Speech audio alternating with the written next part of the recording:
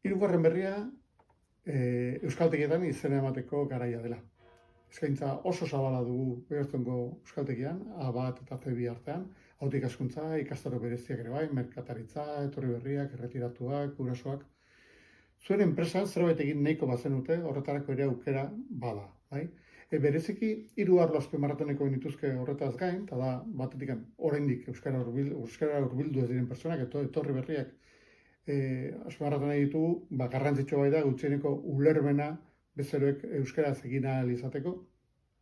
Bigarrenetik, gurasoentzat dagoen taldea, eguare astean zehar 2 eguarditan, taldea aterako da, eta langile asko guraso zareten edo izango zaretenez aurten gomendatzen dizuegu horretako talde batean izena ematea. Eta bestetik, ja lana egitari utzi duzuenentzako, erretiro hartu duzuenentzako, jakin ezazue, alfabeta eta taldea astean behin izango dela. Gogoratu, kasu honetan ere, diru laguntzak badirela udalarenak eta jaurlaritzarenak. Osea, animatu.